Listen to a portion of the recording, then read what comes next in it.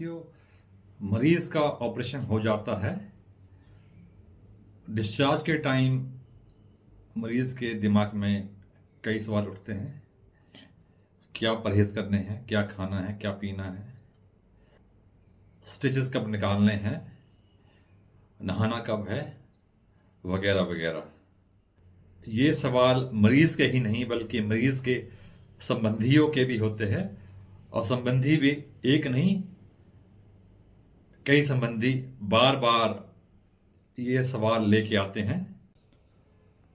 Patients का rush होता है, खासकर सरकारी हॉस्पिटल्स में, इसलिए सभी को बारी बारी से जवाब देना थोड़ा मुश्किल होता है। तो साथियों, आज का वीडियो इसी विषय पर है। मैं एक एक करके विभिन्न पहलुओं पर प्रकाश डालूंगा। नमस्कार साथियों, मैं डॉक्टर राजेश्वर ठाकुर, शल्य चिकित्सक। तो साथियों, इस वीडियो को बनाने का मेरा उद्देश्य एक ही है, मरीज के संबंधी और आप सभी जागरूक हो। तो पहला सवाल होता है, ऑपरेशन के बाद खाने पीने का परहेज क्या है। वैसे तो मैं छुट्टी के टाइम मरीज को ब्रीफ करता हूं, और मेरा एक स्टेटमेंट होता है मजाक के तौर पे कि सब कुछ खाएं, सिर्फ जहर ना खाएं। और ये किसी हद तक सही भी है। अधिकतर ऑपरेशन जैसे कि पथरी की ऑपरेशन, गुर्दे की पथरी, पित्त की पथरी, हर्निया वगैरह वगैरह, इसमें खाने पीने का कोई परहेज नहीं होता। हाँ, ऑपरेशन के शुरू के एक दो दिनों में आपको हल्का फुल्का खाने की सलाह दी जाती है। उसके बाद आप नॉर्मल खाना खा सकते हैं, जो घर में खाना बना है सब परिवार के लिए, आप सब खाएं। खाने पीने में कोई रोक टोक नहीं। मैंने कई बार सुना है मरीज से कि उन्हें ऑपरेशन के नेक्स्ट डे काली चाय पीने का निर्देश दिया गया है हमारे स्टाफ द्वारा। तो काली चाय पीने का कोई लॉजिक नहीं, आप नॉर्मल चाय पिए, शुरुआत पानी से करें। कौन क्या परहेज करने को बोलता है, चाहे वो आपके संबंधी हो, रिश्तेदार हो, उसे इग्नोर करें। जो इंस्ट्रक्शंस आपको मैंने इस वीडियो में दी है उन्हें फॉलो करें, और जो हम आपको बताते हैं ऑपरेशन के दौरान, ऑपरेशन के बाद, उन्हें फॉलो करें, बाकी को इग्नोर करें। हाँ, इतना ज़रूर है, कोई मरीज डायबिटिक होता है, उनको जो डायबिटीज़ की डाइट पहले से एडवाइस की गई होती है वो फॉलो करनी होती है। किसी मरीज का ब्लड प्रेशर ज़्यादा होता है, हाइपरटेंशन, उसे पहले से ही नमक कम खाने की सलाह दी जाती है, वो सलाह जारी रखें। कोई मरीज किडनी की पथरी से ग्रस्त होता है, उसका ऑपरेशन किया जाता है, तो पथरी के कुछ परहेज होते हैं। उनमें ये प्रमुख है, अधिक पानी पीना, नमक कम लेना और नॉन वेज कम लेना। इसके अलावा जो किडनी की पथरी होती है, वो पथरी कई तरह की होती है। यदि हम पथरी की जांच करवाते हैं तो हमें पता लगता है कि स्टोन किस तरह का है। किडनी के स्टोन के कंपोजिशन के हिसाब से विभिन्न स्टोन्स का अलग अलग परहेज होता है, प्रिकॉशन होता है। इस बारे में मैं कभी डिटेल वीडियो शेयर करूंगा। किसी मरीज की हम किसी कारणवश किडनी निकालते हैं, जैसे किडनी का कैंसर या किडनी खराब हो जाती है किसी की स्टोन की वजह से, तो उसके थोड़े परहेज अलग होते हैं। जैसे कि कुछ दवाइयाँ होती है, नेफ्रोटॉक्सिक ड्रग्स, वो नहीं लेनी होती है, पेन किलर्स नहीं लेने होते हैं। लेकिन ऐसे ऑपरेशन कम होते हैं किडनी जिसमें हम मरीज की किडनी निकालते हैं। ऐसे मरीजों को अपना ब्लड प्रेशर और शुगर भी कंट्रोल में रखना होता है, क्योंकि दोनों बीमारियां किडनी के लिए ख़राब होती है। ऐसा कई बार देखा गया है कि मरीज ऑपरेशन के बाद जब घर जाता है तो ये धारणा होती है कि मरीज को कमज़ोरी आई है, तो वो कुछ एक्स्ट्रा डाइट उसे दी जाती है और मरीज 1.5-2 महीने बाद मोटा होके आता है। ऐसा गलत है। जो आम ऑपरेशन जो कि मैंने अभी गिने थे, इनमें कोई कमज़ोरी नहीं आती, एक्स्ट्रा डाइट खाने की कोई ज़रूरत नहीं होती। इसके विपरीत कई मरीज जब फॉलोअप के लिए आते हैं महीने बाद, उनसे ये मुझे सुनने को मिलता है कि वो अभी तक पतला पतला खिचड़ी ही खा रहे हैं। ये भी गलत है। हाँ, कभी कभी कुछ ऐसी बीमारियां होती है जैसे कि कैंसर वगैरह, या फिर कोई आंत का कोई बड़ा ऑपरेशन हुआ हो जिसमें मरीज हमारे पास कमज़ोर हालत में आता है, पहले से ही मरीज वीक होता है क्योंकि कैंसर वगैरह में भूख कम होती है।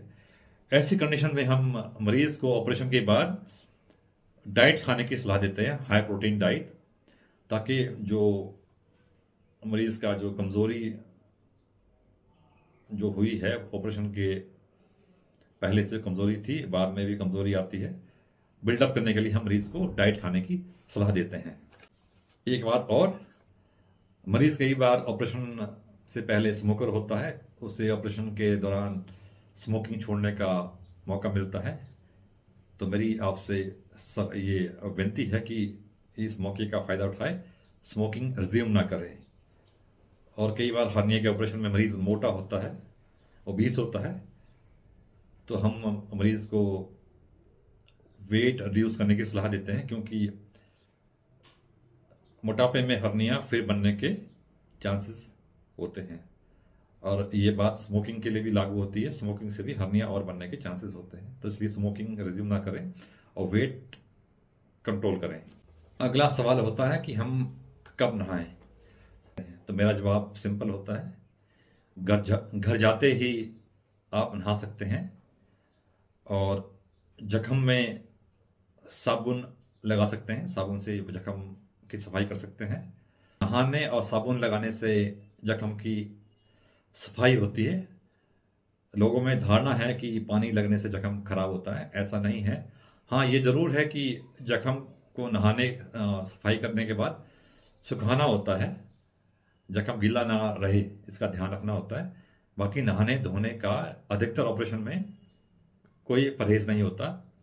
मैं तो मरीज़ की छुट्टी के टाइम अधिकतर ऑपरेशन में पट्टी भी नहीं करता, ड्रेसिंग भी नहीं करता, ताकि वो घर जाके आराम से नहा सके।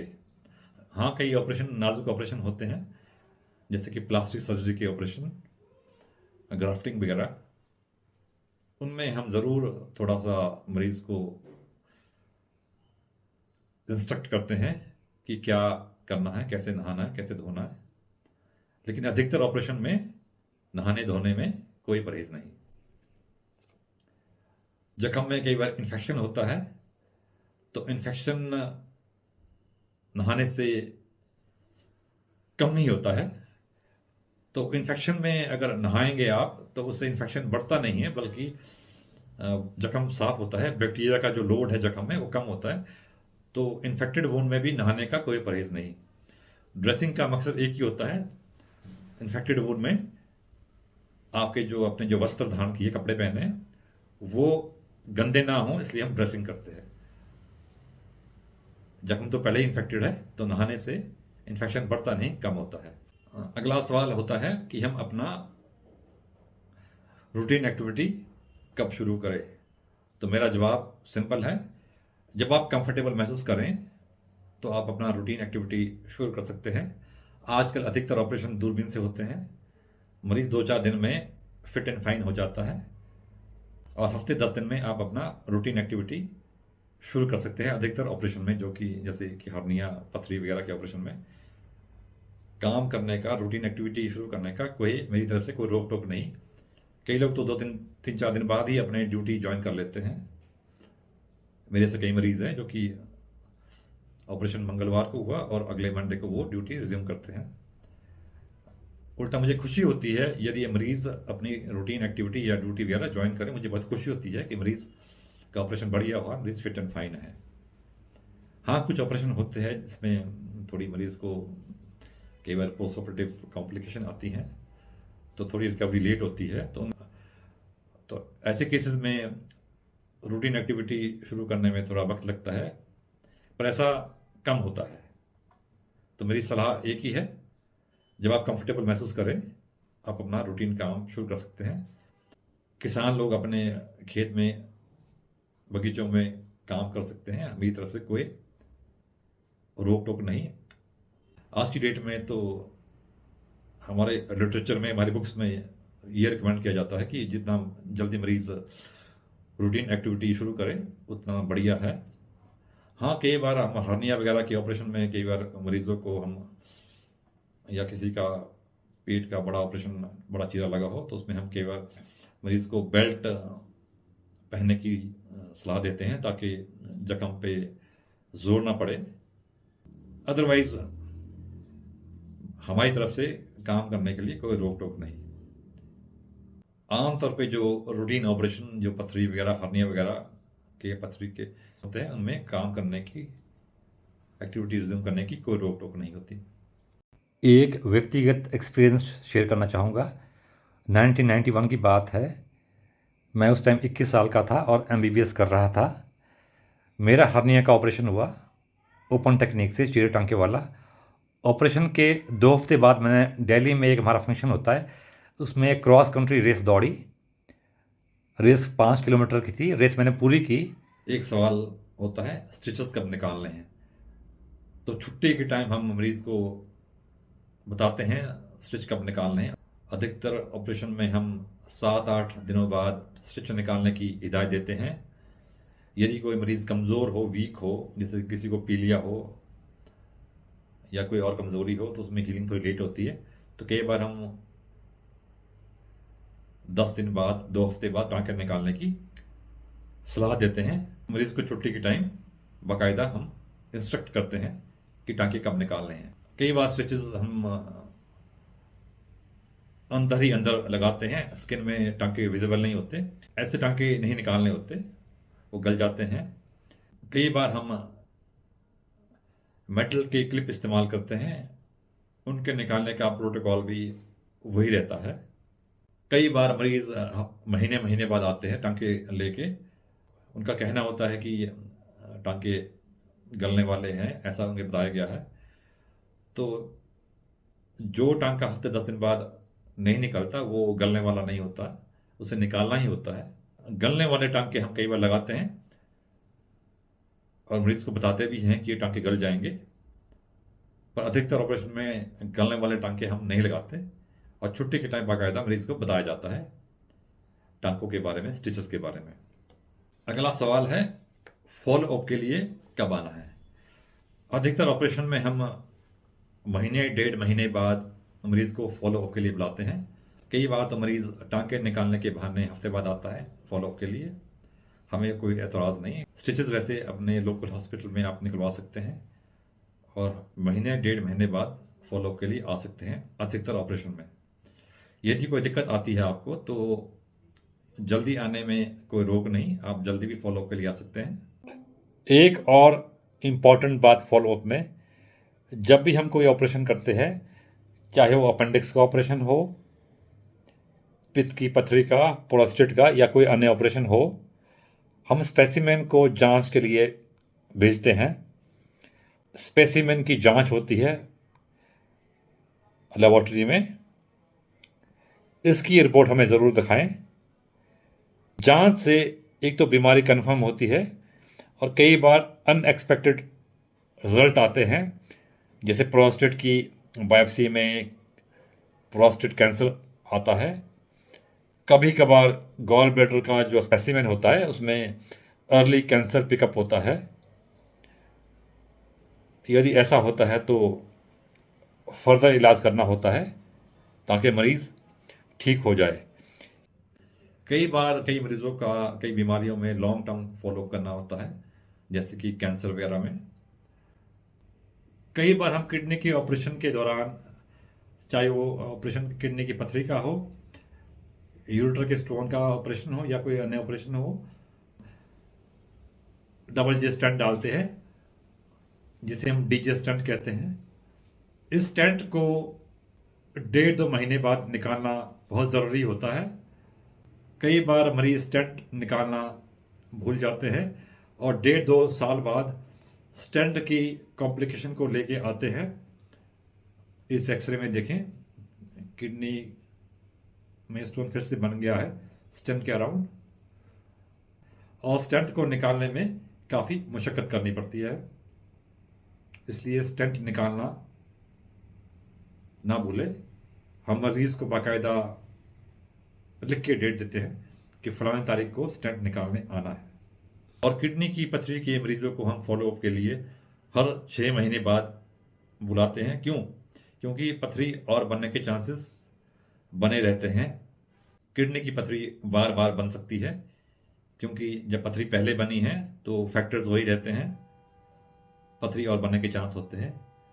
हाँ, यदि आप अपना ध्यान रखते हैं, जैसा आपको सलाह दी जाती है छुट्टी के टाइम, क्या खाना है, पानी ज़्यादा पीना है, वो फॉलो करें तो पथरी बनने के चांस कम होते हैं। पर फिर भी पथरी और बनने का खतरा बना रहता है, इसलिए 6-6 महीने बाद फॉलोअप करना ज़रूरी होता है।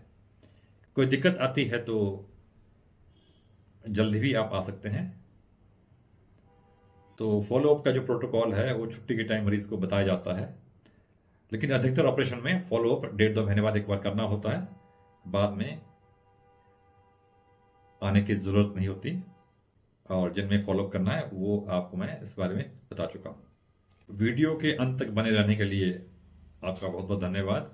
मेरा आपसे निवेदन रहेगा कि मेरे चैनल को लोकप्रिय बनाने में मदद करें।